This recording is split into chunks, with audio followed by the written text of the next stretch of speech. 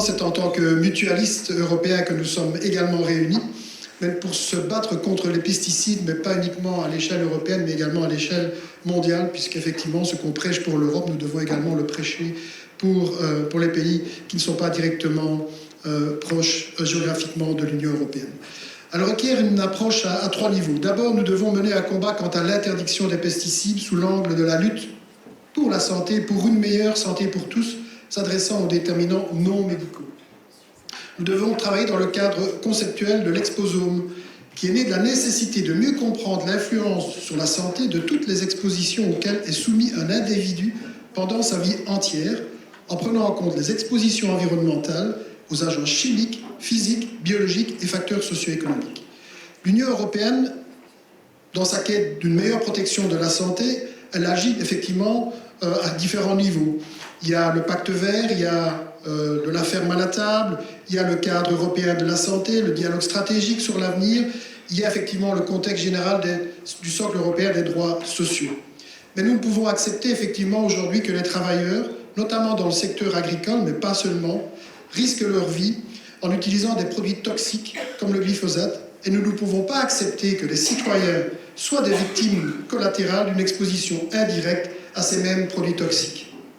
Nous devons dès lors agir pour une meilleure cohérence des politiques européennes, et nous savons très bien que la Commission européenne fonctionne trop largement en silo et ne croise pas suffisamment les intérêts de tous et de toutes, notamment au niveau de la santé.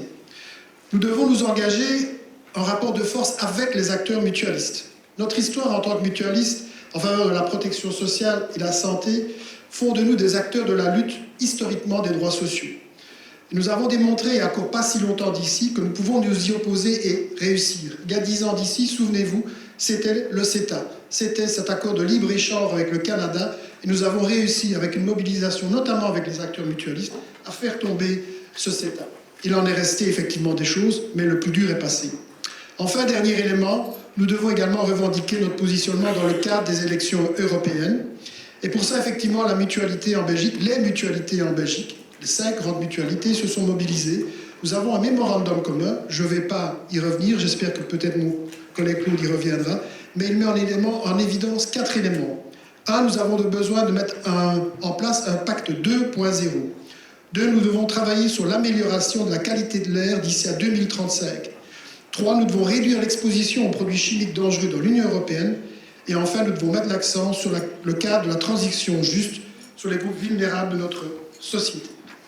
Et enfin, nous devons interpeller nos États, ce n'est pas uniquement l'Union européenne, pour agir conformément aux aspirations des citoyens et en fonction de leurs bénéfices. Vous le savez qu'il existe l'initiative européenne citoyenne. Elle a fonctionné pour ce qui s'appelle Save Bees and Farmers, c'est-à-dire pour la protection des abeilles, qui a réuni plus de 1 million de signatures et qui oblige la Commission européenne à agir. Donc, nous sommes en capacité de se mobiliser et nous devons le faire avec les mutualités. Merci.